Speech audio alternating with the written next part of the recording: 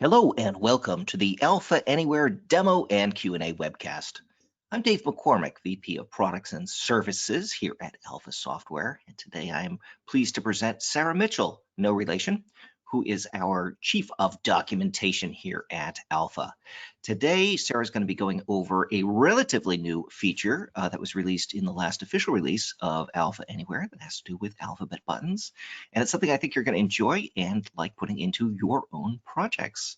Of course, we're also here to take questions. We are a Q&A webcast after all, so you can type those questions into the questions box of the GoToWebinar control panel. So let's get started. Hello, Sarah, I can see your screen. Welcome. Thank you, Dave. Can you hear me all right? I can hear you perfectly. Thanks. Excellent. All right. So yeah, welcome everybody. Today, June 17th, as Dave mentioned, I'm going to teach you about alphabet buttons today. I'm sure some of you are wondering where Dion is this week. We asked where he went, but we didn't really get much information out of him. So at this point, we don't know where he is. So I'm filling in for him today. As Dave mentioned, I would like to talk about alphabet button search. It is a new feature we added recently to the list control. It has been in Alpha Anywhere for a very long time for grid components. So some of you may already be familiar with this functionality, but for those of you who are not, I wanted to just briefly talk about what alphabet button search is. And it's simply a collection of buttons that when you click them, they apply a filter, usually comparing the first letter of a field to some value and then filtering all the records in that list and only showing those records that match. And as I mentioned, it's available for both grid components and now list controls. So without further ado, I'm just going to go straight into a live demo this week. So All right. Let's do that. Let's do it. Alrighty. So before I do the live demo, I want to set up my workspace as an alpha GitHub repository. And I've already made this workspace up here. You guys can grab that if you want. Where's the chat? So we'll check everything in here today. Buttons, there we go. Here it is. Everything I do today will get uploaded to this repository. So let's dive into Alpha Anywhere here and start with a new project. I'm going to make one from a GitHub repository. Paste in my Git URL. And for those of you who are not familiar with this, Alpha Anywhere has the ability to connect your project in your workspace to a GitHub repository, or just have it as a local Git repository that allows you to do the source control and track changes and all that great stuff that you get with a source control system like Git. So you can do like rollbacks and tag features, and it's got a lot of power in it. It's a great way to do incremental changes and have an easy way to roll back in case you screw something up or just need to undo everything you did for the day and get back to a working state.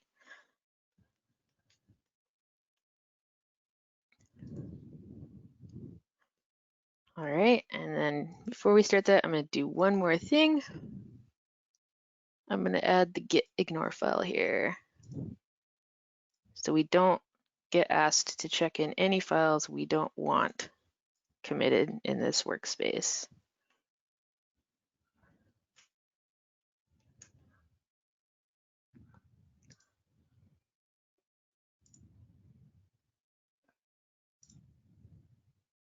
And then a quick test to make sure this got all connected properly. All right, we're all set and ready to go. So alphabet buttons, they are a new feature that was added recently to list control in the UX component. So let's go in here, let's build a quick, I'm gonna add a panel card. And in that panel card, I'm gonna go into data controls. I'm gonna select list. I think I scrolled right past it. There it is, list. I'm gonna click OK. Then I'm gonna set this list control up with some SQL data. SQL data requires a connection string. We're going to use the AA demo Northwind database today. If you don't have this in your workspace, you can easily create it by clicking this link that will appear if you don't have a connection string called AA demo Northwind. And what this does is it copies the Northwind database that ships with Alpha Anywhere into a place where you can read and write from it. And you can use this in any of your samples if you want to build stuff out. We use this in a lot of our examples. So if you see an example that references a demo Northwind, this is how you can get that connection string. I'm going to close that. And then today I would like to work with the products table because we use customers all the time, but we rarely ever look at products. Okay, I'll just grab all those fields. Check my field list here. That's everything on here. The list layout, I'll just put a few things in here: the name, the price, and whether or not it was discontinued. I'm gonna click OK, and we're gonna check this out now in working preview.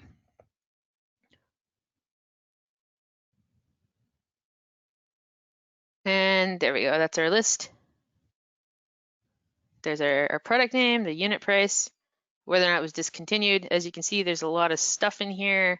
You can certainly sort, but it would be nice if you could just filter these products by the first letter that the product name starts with. So let's set that up. We'll do that using the new alphabet button search bar property. So you will find this in this setting here in the list properties tab under the list properties section of the list builder. And to get the alphabet button search bar, you have to enable has alphabet button search bar, and then you need to configure the settings for it for the using the alphabet button search bar settings. And these settings should look familiar to you if you have any experience using the grid component. It's nearly all the same options here as you would get in a grid. The search bar type specifies how to compute those buttons, whether or not you want to do just alphabet buttons, which I believe they do the English letters A through Z, which may not be something you want in some situations. So we have the ability to also define custom buttons, which can be any button text and search specification that you would like. Additionally, when you set this up, you need to set the search field. I mentioned product name is what we want to filter on today. Let's keep it simple for this first setup. The button control style specifies how those buttons are displayed. You can display them as hyperlinks or as buttons. Let's start with hyperlinks here, just so you can see what that is. And then there's some other settings down here at the bottom. Where to position it, you can put it in the header or the footer of the list, or if you add a placeholder control to the UX component, you can put your alphabet search bar there. Alignment is how those buttons are aligned within the position where you've placed them, whether they're positioned on the left side, the right side, or in the middle. And then has all option specifies whether or not you have a button that you can click that basically clears out that filter and returns the list to the state it was the first time it was loaded before you clicked any buttons. So let's start with this basic setup here with the search bar and the header. We'll go take a look at it.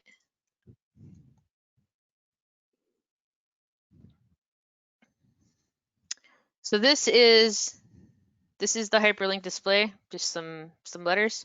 When you click on it, Alpha Anywhere will apply that filter.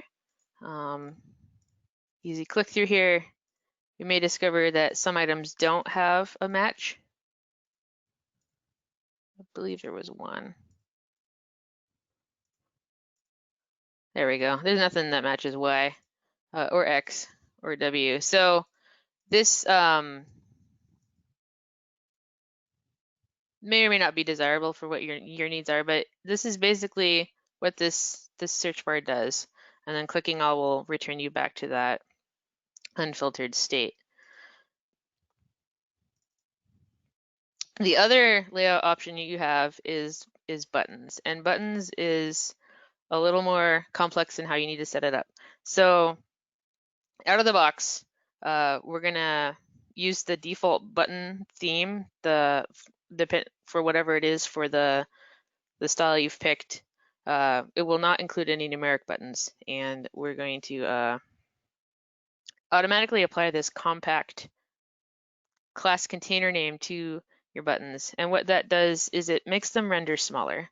So if you're building a web application, this may be desirable because your users are going to be, if they're predominantly using your application using a mouse and keyboard, then that smaller compact rendering of the buttons is going to be much better for them to, or maybe not better, but a reasonable way for you to display those. So we'll go take a look at how that looks.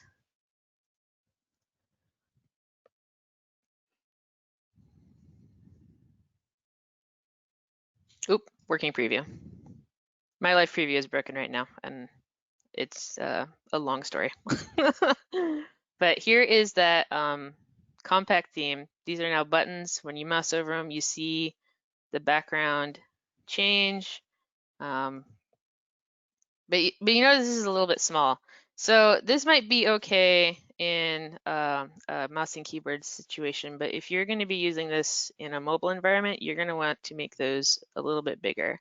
And the way you can accomplish that is by just removing this compact class name from this container class name property. You can add other ones. This, if you click this button here, it will open up the CSS class name selector, and you can pick from anything that's in here. If there's some other styling you want to apply, maybe you want it to make it look like it's in like a window title bar or something like that. These options are available to you. You can also add your own by clicking Edit Local CSS here and writing your own classes that you want to apply. So these are fully customizable. Again, that's the container around the buttons, not the buttons themselves. The buttons are styled using just the button subtheme. And as I mentioned before, it's going to use the base theme by default. And this here, I have the alpha teal or something like that selected as my theme right now, but this is the base theme at the top. The button has that dark green text with the white background, and then you only see anything if you hover and press it. That might not be visible enough. So there are other sub-themes available in our out-of-the-box themes, including these capsule and circle options. I'm going to go up here and pick this capsule subtle one, or not capsule subtle, sorry. Capsule raised. So that will give our button a dark green background, and then hover and pressed actions as well. Click OK. So when we look at this, you'll notice the buttons are bigger, and now they're going to have a background. And what makes it a little bit more obvious. You are able to customize those sub-themes however you want. You can add your own. But if you're looking to change how those look, that is where you would make those style changes, is by creating a new sub-theme or editing an existing one. So before I get into custom buttons, were there any questions on this so far? There is a question, but I think that custom buttons might answer it, or maybe they won't. And the issue is that the person writing in doesn't write in English. They prefer to write in a different language. So those buttons might want to be in a different language as well. Can that be done? That can be done, and that is that's going to be where custom buttons come into play. Okay. So custom buttons, when you select this, exposes this custom search definition. It also eliminates that checkbox to include the numbers 0 through 9 in the listing. But once this box is exposed, you can click the little dot button here, and open up this custom search bar configurator. And we've got this big box up here to kind of explain to you how this works. Now, looking at the bottom, it says, for example, say you want to have a button that uses the Hebrew character set.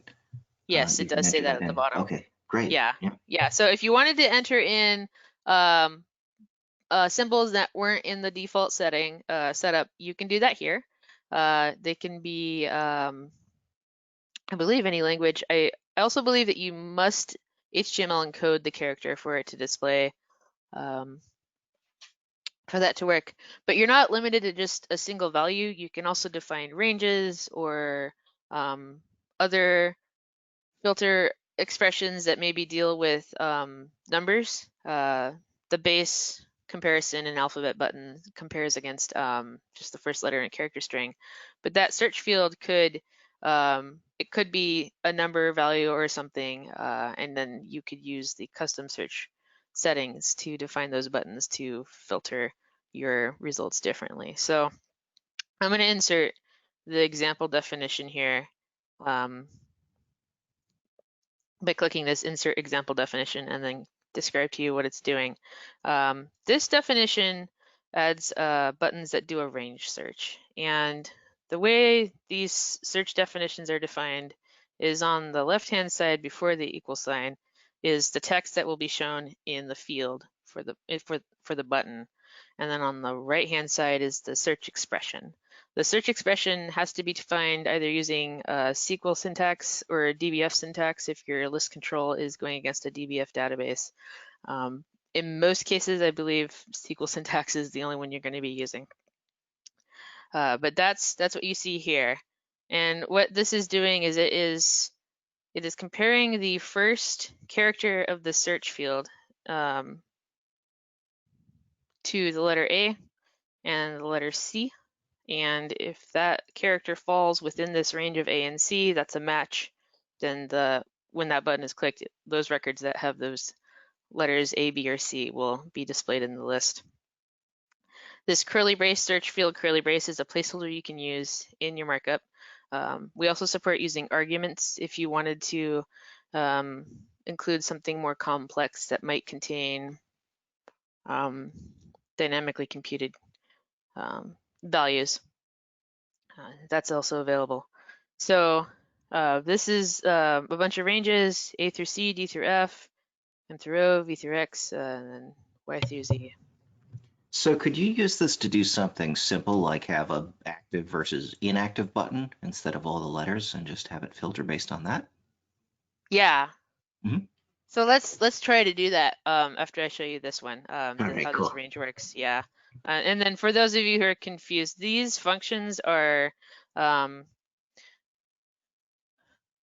there's SQL Xbasic type functions that you can use. Upper converts the character uppercase. Left starts from the left side of the character string, and then one is grabs that first character and returns it. So this returns the first letter and converts it to uppercase to compare it to the search value here.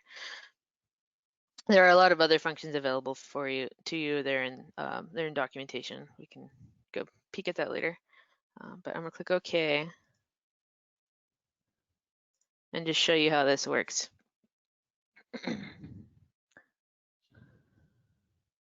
So with those range searches, this is how those buttons display. You see it's the text that was on the left-hand side of the equal sign.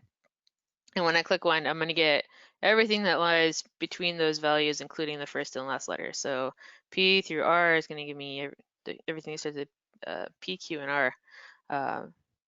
So there's a Q, there's a P, there's an R. This isn't actually sorted by product name, it's sorted by ID, but if we sort that, we can see our P's, our Q's, and our R's all right here.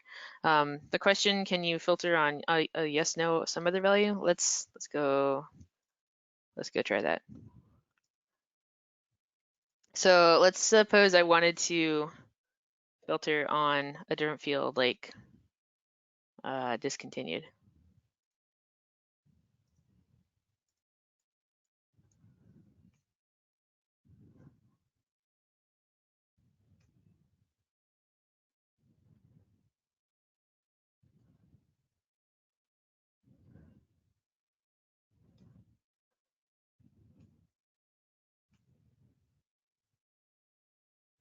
So this is I'm not 100% sure if this is going to do what I think it should do. So we'll have to test it out. Because it's been a while since I've worked with a logical field and list. But in theory, this should do what we want it to do. Search field, if it's true, if it's T, it's discontinued. If it's false, if it's F, it's not discontinued. I'm just gonna check that. That says L. Well, we'll find out. It's either T and F or it's something else. So, nope, not live preview, working preview.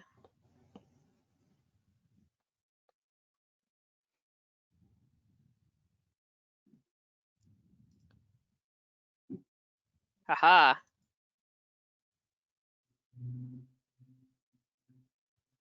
This is helpful. So I do need to phrase that in the context that the database wants.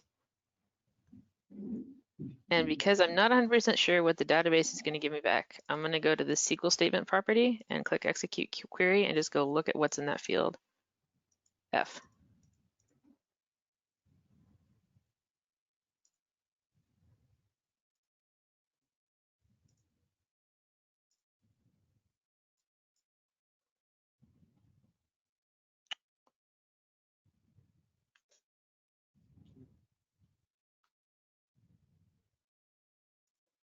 And I may have picked the worst possible field to do a live demo on here for you.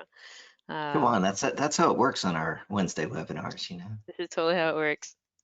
There we go. Is discontinued, is not discontinued. And then it all works out at the end. So let's go now back it and works. show that syntax. Okay? So let's go back and we'll talk about that briefly. So my database is it's an access database, and that field discontinued is a logical field. Now it displays TNF in the list results because that's how we choose to display that value to you.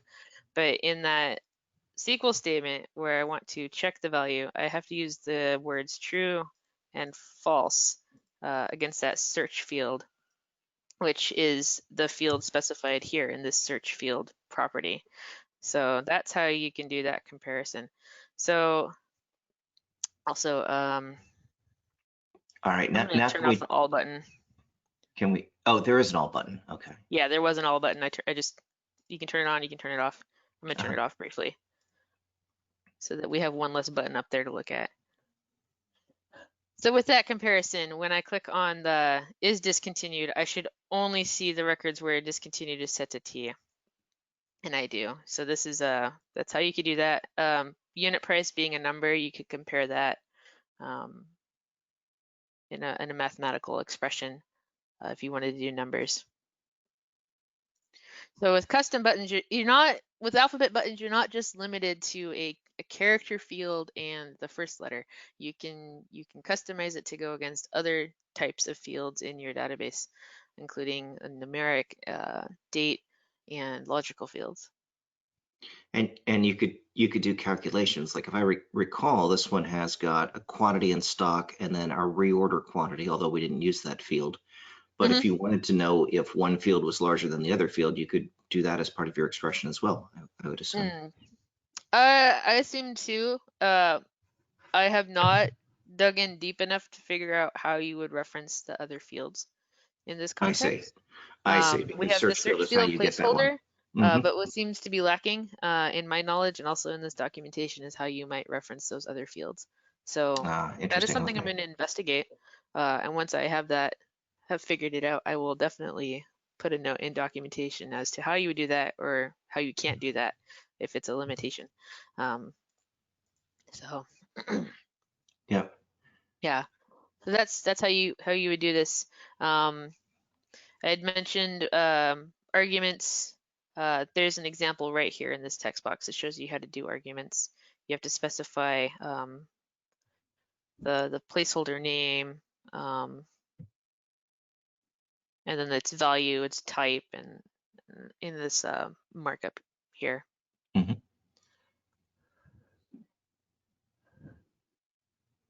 Very cool. Yeah. So that's alphabet buttons. There's not too much complexity here. You can do a lot with it, but it is a pretty straightforward to set up. Ah, very cool. Do you have any questions here for Sarah today? It looks like I've been chunking through them as we go. I will accept questions So on other topics as well. and exactly anything. Is there a way to highlight the selected filter perhaps in a different color? Oh, that's an interesting one. Once you clicked on that, oh, that is interesting. Yeah, is there a way to say, oh, this is the one you're looking at? Well, That's the values I mean, list. when you click on the alphabet button, though, it's only going to show you the records that match. So Right. So for alphabet buttons, that makes sense because you're going to look and you're going to go, yeah, well, clearly I'm just I've wondering where collected the the P through R thing. But if it was like active versus inactive, maybe, you know, and you click the inactive button, it might be kind of cool if the inactive button lit up or something like that when it was selected, selected. so that you know that, Yeah, hey, oh yeah, I I've would got have a, to or to edit let it. you know, hey, I've got a filter or some sort of filter applied. That's why I'm only saying that sort of thing. Yeah, that's a good So, point. Yeah, I'll have to investigate how you do that.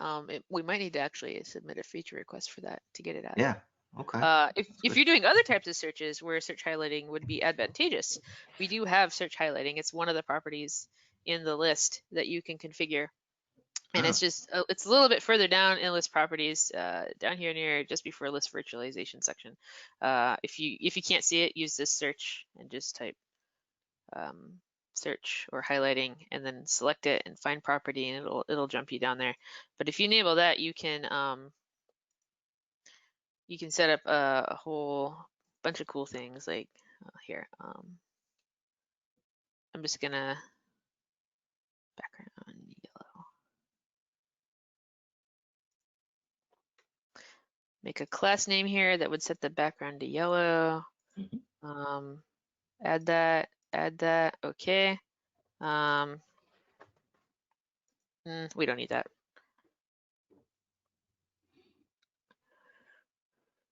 And then I'm gonna add a search. Go to search part, I'm gonna tell it single keyword, product name. I could select others. And then search part, can you read it? Add the buttons.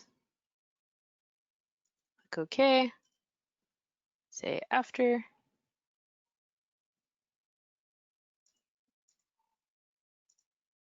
Yeah, we'll put it in a container. Click OK.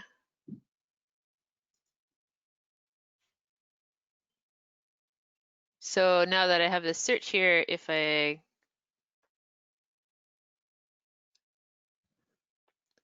perform a regular search, I should see syntax highlighting in the product name everywhere that there's a match. So let's look like YR. And it highlights that match and there. it highlights the part that matches too. Yeah, On that's the top. part that matches, right? Yeah. So if we go back to this list and we put a couple other text fields in here, like There aren't a lot in products, are there? there are not a lot of text fields in products. you got product name and that's it. Okay. Yeah. We could temporarily do this. We could go here and just go back to classic customers. You see, maybe there's a reason for it after all. Yeah, it's got more text fields. No, it definitely does. Click OK. I am going to go into list properties and change this to company name so it doesn't wig out on me. Remove these guys because they don't exist anymore, and we'll add company name, contact name, address, city, country. Click OK. Oh, go into working preview and do that search now. So now we're gonna have multiple text fields in here. Okay. Oh, you know what? I have to do one more thing. I have to fix that search because this is certainly set to product name. We don't have product name anymore. We want company name, contact name, address, city, country. Maybe we have region in there. No, let's not do region. Just the ones that we have in our list layout here. Okay.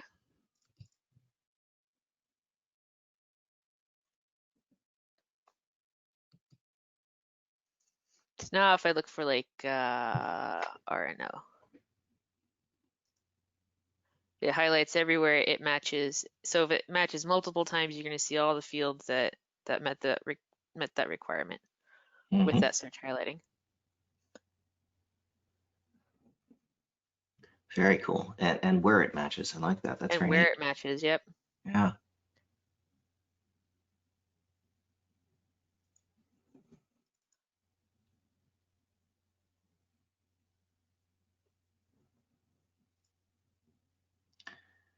All right. So now, of course, that we've made it. I don't know if you have anything else to add, but we have a good complicated question.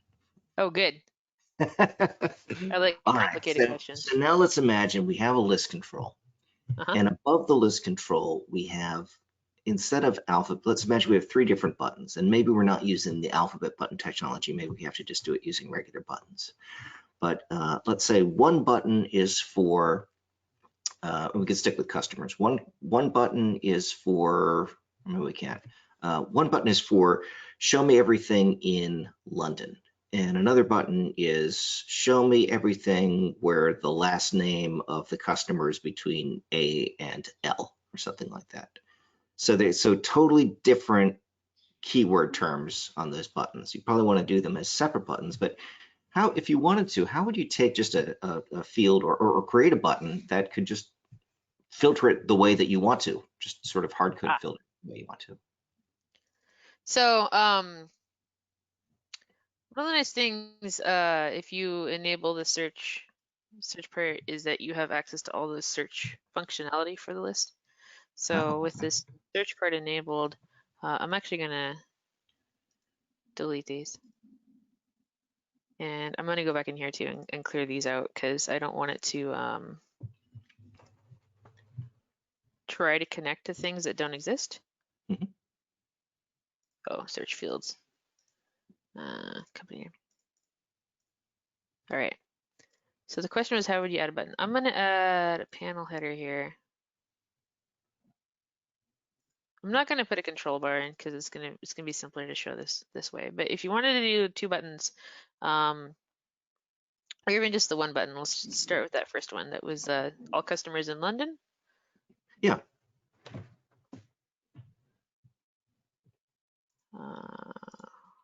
Base is fine. So all customers in London. So I have a button here, and what I want to do is when that button is clicked, I want to filter this list to only show me all the customers that are in London. So there's an action JavaScript in list control actions. This action lets you perform actions on the list, such as detail view actions, search actions, and so on and so forth. So what you can do is you can come here and you can pick one of these filter list options. So you have 2 options. You can do client side or server side. If the list data is already down on the user's device and you don't need to make any calls back to the server to get more data that might match, client side is fine. If your list is paginated or you only download a very minimal set of data for which your search might modify the records that you need, and some of them are up on the server, and you'll need to also pull those ones down, you'll want to do a server-side search. We are going to have all the data already locally in our list, so we only need to do a client-side filter. So I'm going to pick that filter list client-side. I'm going to tell it list 1, and wait. Hey. Hmm. Pre-release. We know we're going to tell it it's list 1. I'm going to click OK. And then I'm going to convert this into JavaScript because this isn't what we want. We want this one. We just want it to search for London.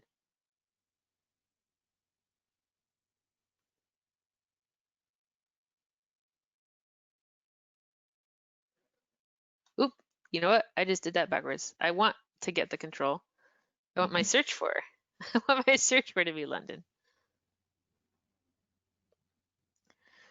So I've set this to London, and this is gonna get a pointer to the list and then call that filter list client side. So let's go make sure that works. Save.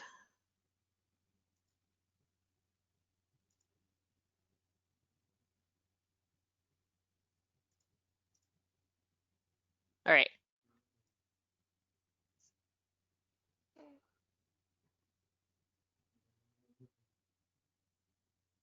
So when I click this button, I should only see the customers whose city is London. And that's what I get. And it worked. And it worked. Excellent. For a specific field, turn off the break, add another button. Is it customers? A to Z, yeah, customer name, yeah, between A and L.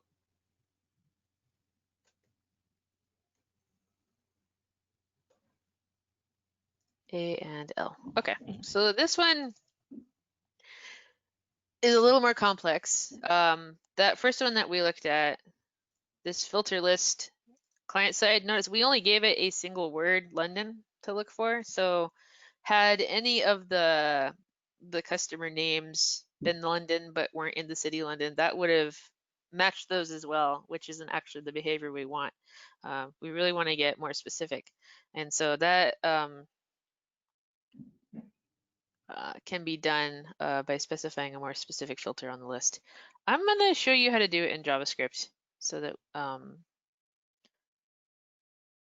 don't spend too much time trying to figure out where the setting is in Action JavaScript. So if you go into text mode, where you're given a JavaScript editor where you can just write whatever kind of custom routine you want, and it's going to run on the client. Down here is a button, it says Insert UX Component Method. And if you type in the filter, like something like search or list, you can get a listing of all these different functions that might be what you need. So earlier we used this filter list client side. And it's pretty basic. You can only pass in a single value, but there are a few other search options that are available, including dialog object underbar filter list, which is going to make a call back to the server to filter the data. But here you can specify a filter, order, starting criteria, all that good stuff using this function. And there's also this other thing called search list. It's for use of the detail view, and we could turn that on if we wanted to. I think what I'm going to do is choose this filter list option and show you how to use this. So I'm going to grab that. I'm going to copy the example to the clipboard because this is kind of close to what I want to do. Click close and then paste it in. And what we want to search on is the customer name. So our list is list 1.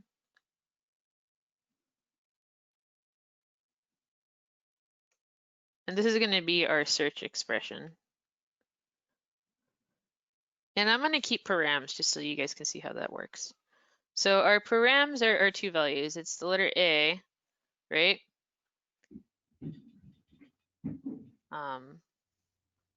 So it's the letter A, 3 vertical bars, letter C indicating it's a character field, another vertical bar. And then I'm going to call this argument, I'm going to name it first letter.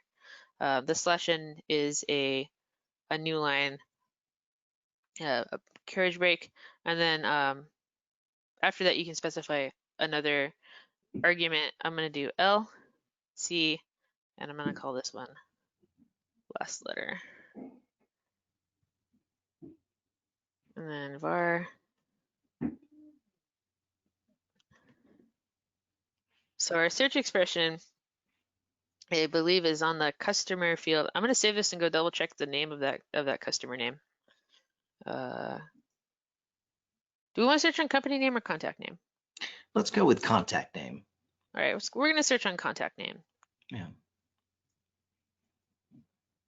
Oop, want to go back to the button. Double click the button, it opens up this builder for you. So it's contact name.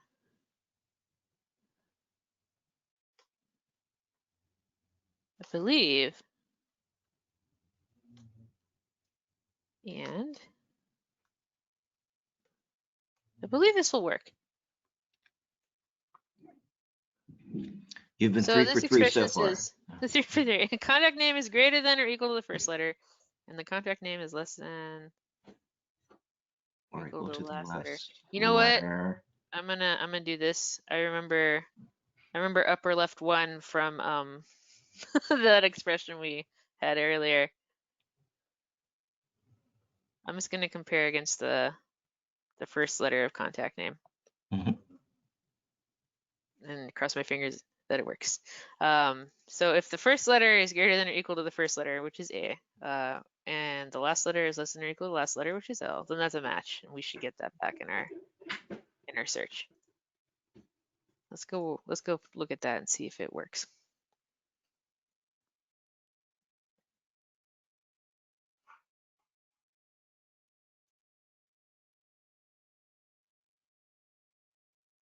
If this worked, if we scroll down, we shouldn't see any S's or V's, but we certainly have S's and V's in here. So this did not work. And I want to find out why. So I think if I hit F1, will that work? Or will it crash my computer?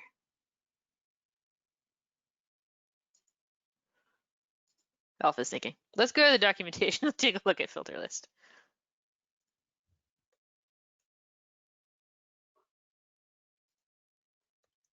All right.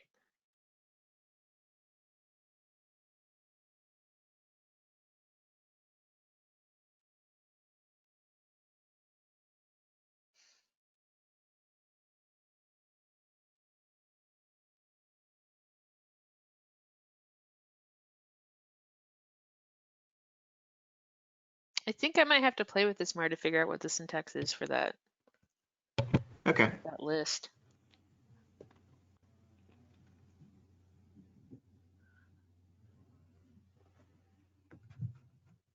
Oop. Oh, it says you have a typo. Remove the single tick in the last part of the filter expression and add a second.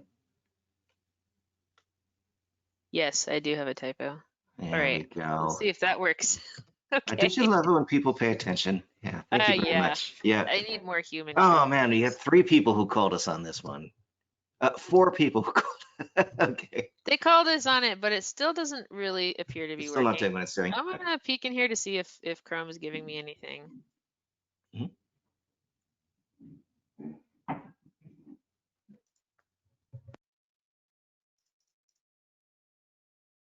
If I click that button, what does the debugger tell us? It tells us nothing. So I'm 100% convinced that it's just my syntax on that expression is not correct, and I need to figure out why. It's likely And an someone else issue. pointed out that you might be missing a right paren. Oh, probably.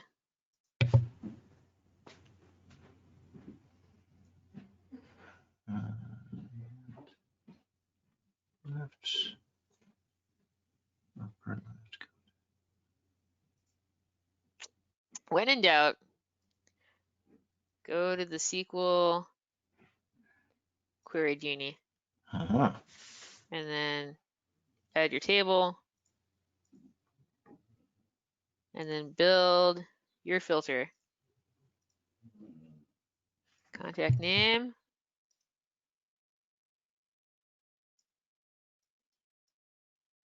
Starts with a. No, not as like.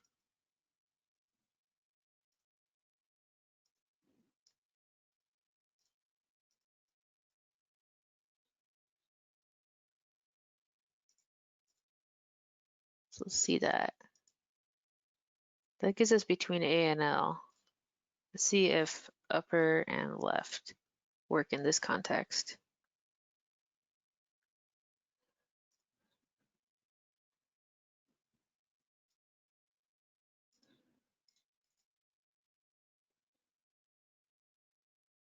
And I can't tell what these are ordering by. There we go. Contact names between A and L. So that actually gave us what we need. It's pretty good. I should use And this look, there's expression. only 53 records in the query. I happen to know there are a lot more than that in the table, so it really did filter out on It really that. did. So let's Yeah. try this. Let's copy that. Go Mhm. back in here, and we'll get rid of our parameters for now. We won't use those. And we'll just go straight up here. And we'll remove params from this list here. And it looks like they're required. All right. List one, search expression, search expression. Oop, you know what? Yeah. Let's save this before it crashes and I lose everything.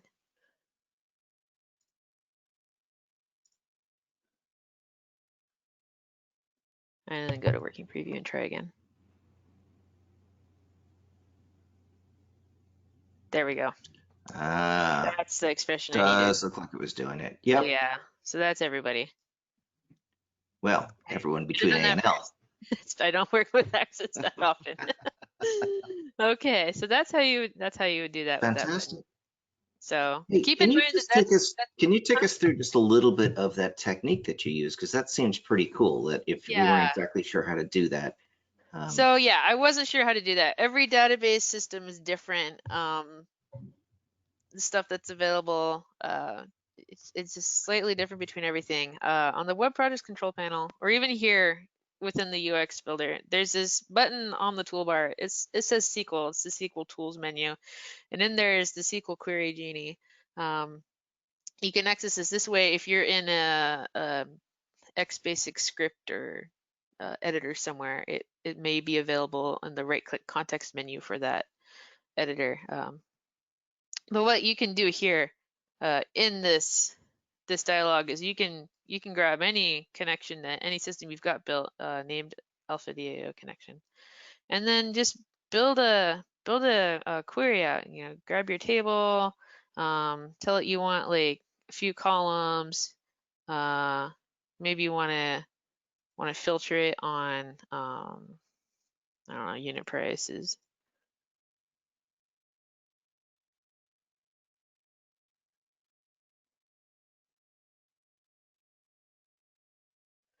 I'm looking for is greater than, but I'm not. I don't see that here.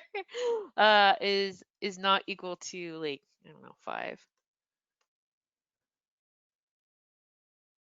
And then what this does is as you fill out this builder, you can click this plus button to add more options. You can change this from an and to an or over here.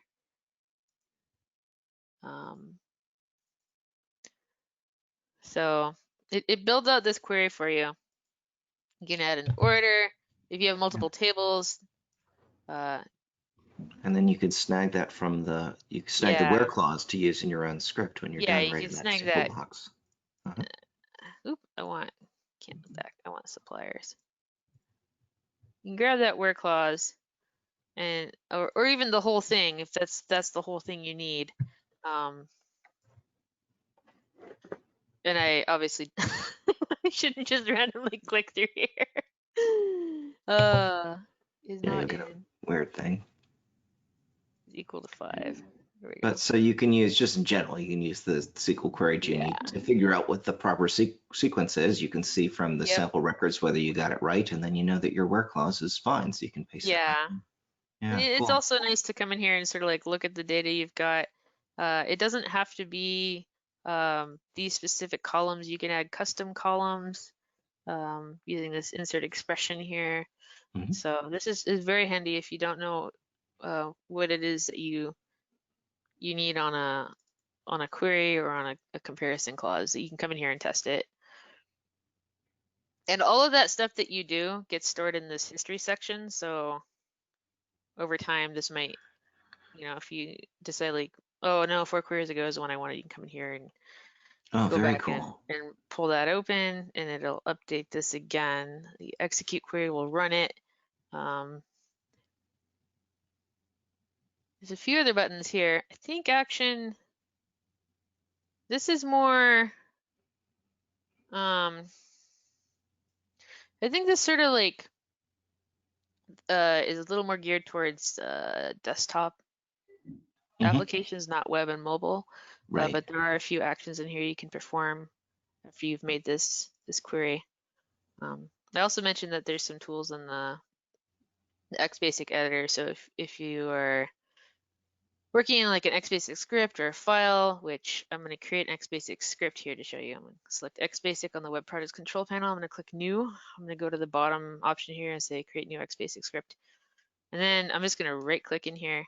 Down here in Genies, there's some other stuff you can use. A SQL Actions code generator. You can insert API call stuff here too. And you have access to that SQL menu as well to go to the Query Genie. Oh, very, very cool. Yeah. All right, one other question. Would it be possible to set up to have one of the buttons clicked by default when the UX is first rendered? Let's say Apply a default filter? Yeah, I guess that's applying to default filter is what we really want to do. Exactly. So maybe I only want to see active products when I first show up. Or I only want to see people in London or whatever. Yeah, so yeah, you could totally do that. You would need to add some JavaScript to programmatically click the button basically after everything is loaded.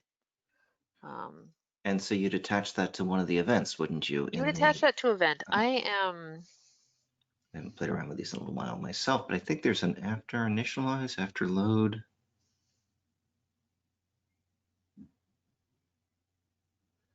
After list ready, maybe.Maybe it's on list ready. Yeah. Let's try that. Let's try it on list ready. And then it's we'll go insert method. Yep. Button. Is it a button? There we go. Dialog object, button click, UX button ID. Insert that. I'm gonna right click on this and I'm gonna select button 1. Click OK. And so when my this assumption loads, is correct, that will just click the button and you'll only see the London yeah. ones after the list is ready. Uh-huh. And nope. Didn't do it. All right. I think we have it attached to the We need a little event, more. but that's We need the to right way. investigate that a little bit All more. right. Yeah, That should be possible though, yes. Yeah. But I think you can also just apply a filter on the list itself, like pre-filter your data before it's displayed. Right, right, exactly. I could see that. Yeah, like you could put a filter here. Yeah.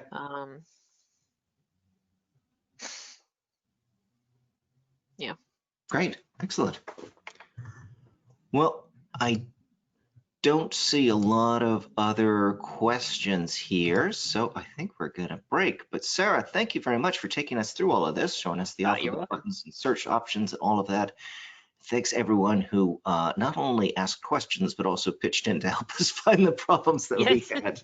Thank you for the code review. If you do have other questions, of course, send them to guides, guides@alphasoftware.com. Thanks very much for attending, and we'll see you here with Dion next week. Take care and goodbye. Goodbye.